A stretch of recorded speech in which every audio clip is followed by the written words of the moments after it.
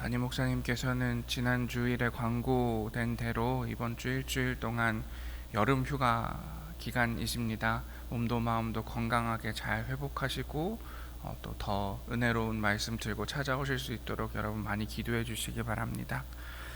이 새벽에 하나님께서 저와 여러분에게 주시는 말씀 누가복음 14장 25절에서 33절까지 말씀입니다. 누가복음 14장 25절에서 33절까지의 말씀 제가 받도록 봉독하겠습니다.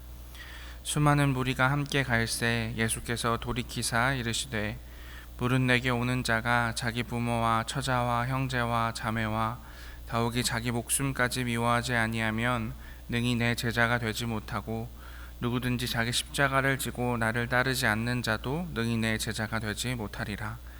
너희 중에 누가 망대를 세우고자 할진대 자기의 가진 것이 준공하기까지에 족할는지 먼저 앉아 그 비용을 계산하지 아니하겠느냐.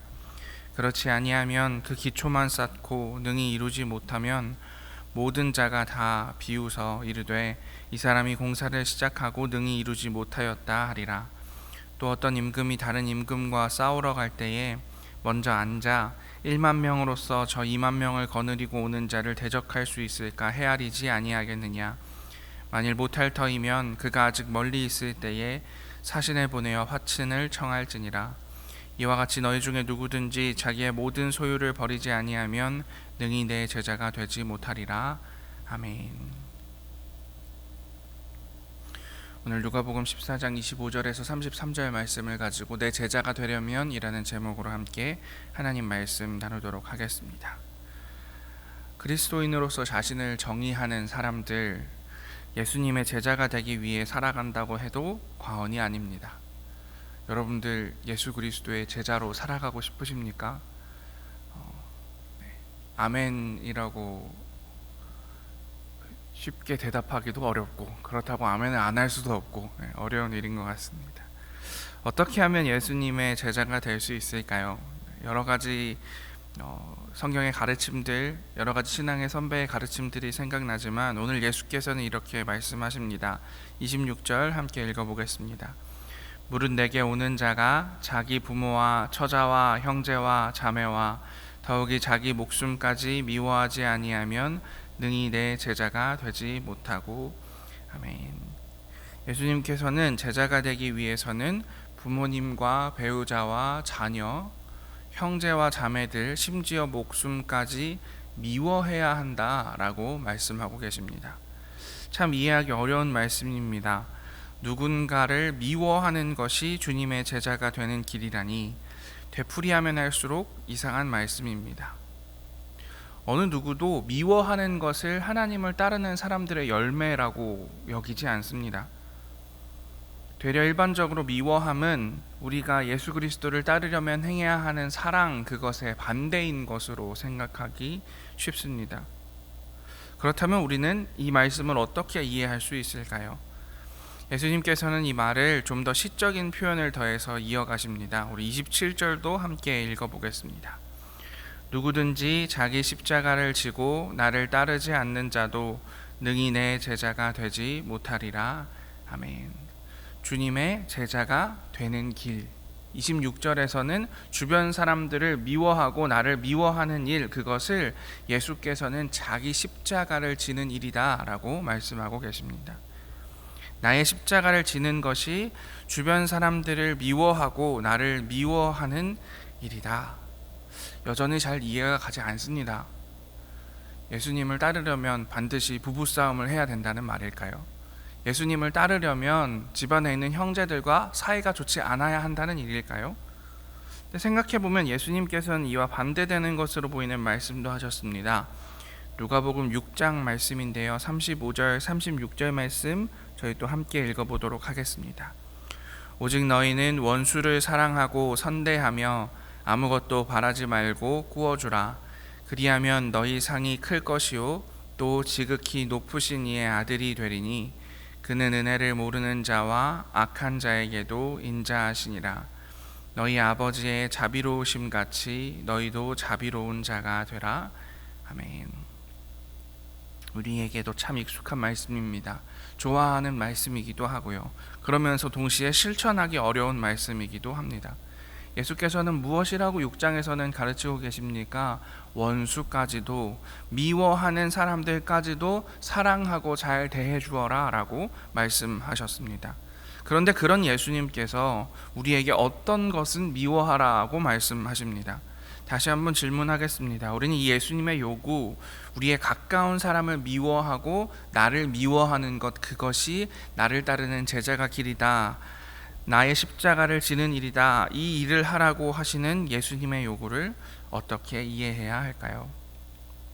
저는 예수께서 가족과 자신에 대한 미움을 사랑의 부재라는 의미로 언급하지 않으셨다고 생각합니다. 예수께서는 자신이 하시는 것처럼 하나님을 따르기로 선택할 때에 발생하는 결과에 대해서 말씀하고 계십니다.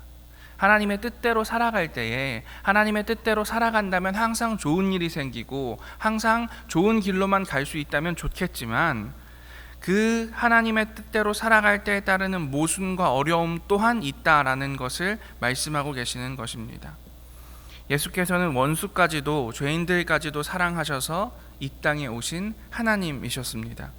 그 사랑을 행하기 위해서는 선행되어야 할 것이 있었습니다. 그것은 자신의 가까이 있는 사람들과 자신을 다른 이들보다 앞서서 사랑하지 않는 일이었습니다.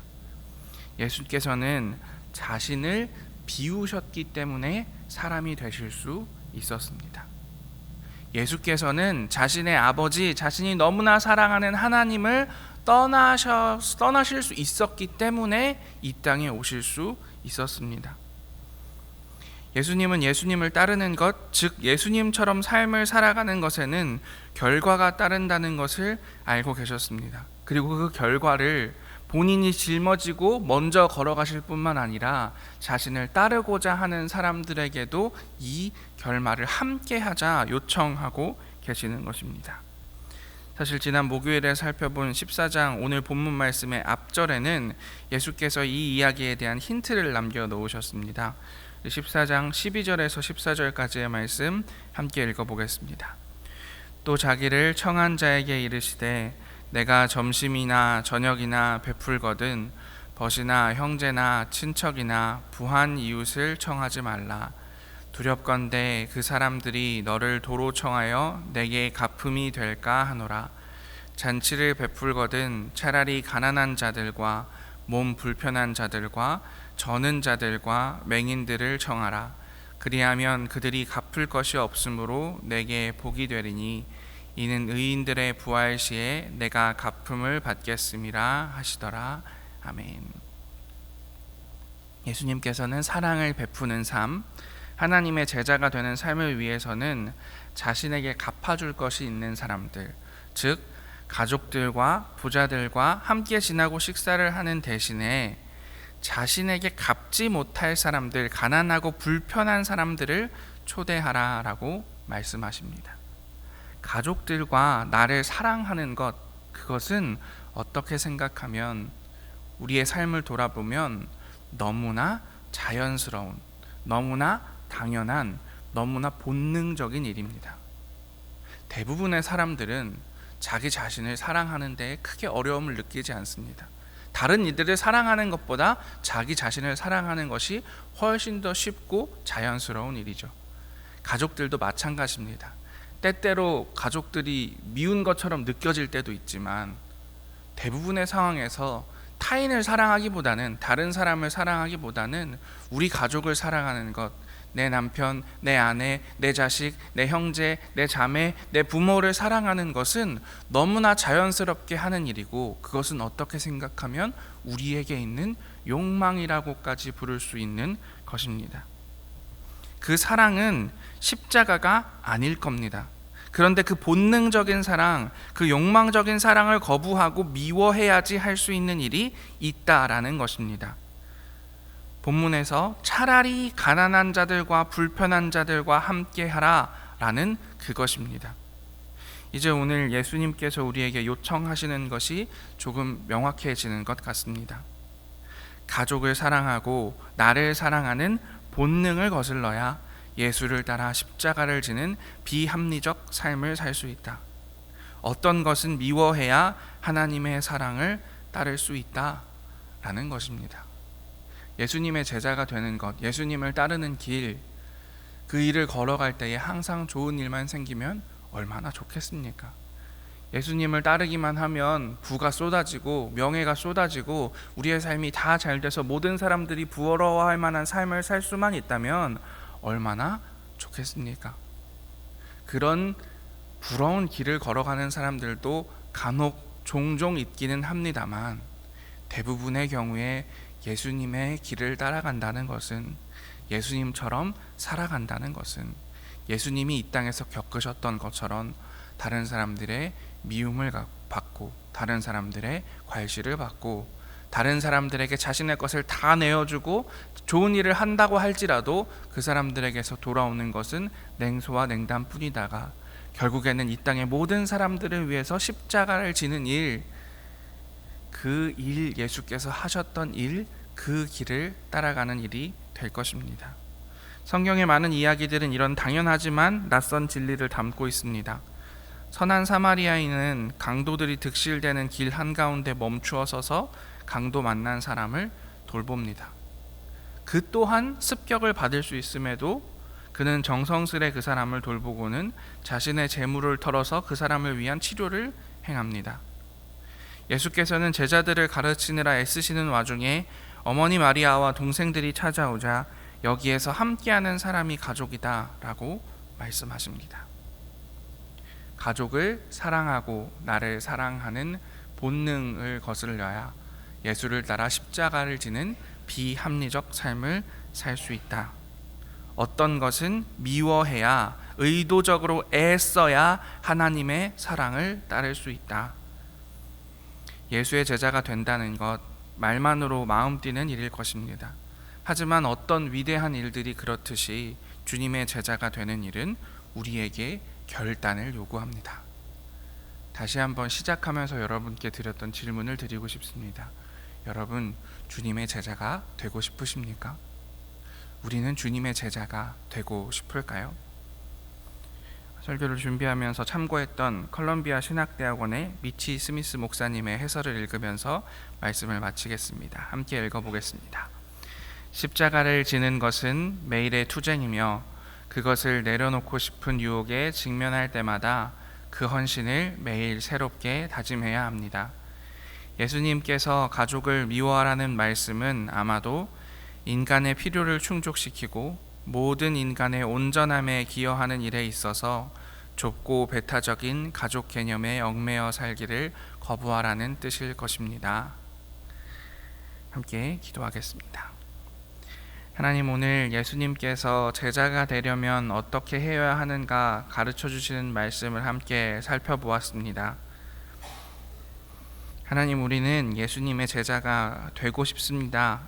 그렇게 생각하면서 살아가지만 때때로 나의 십자가를 지지 않고 그 길을 갈 수 있으면 얼마나 좋을까요? 이야기하는 것이 우리들의 삶임을 고백합니다. 그러나 예수님께서는 말씀하십니다. 너의 십자가를 지지 않고는 나의 제자가 될 수 없다. 때때로 우리는 생각합니다.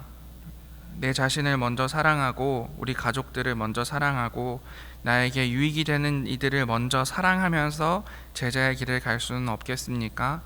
그러나 예수께서는 말씀하십니다. 본능을 거스르는 그 십자가의 길을 애쓰지 않고서는 나의 제자가 될 수 없다.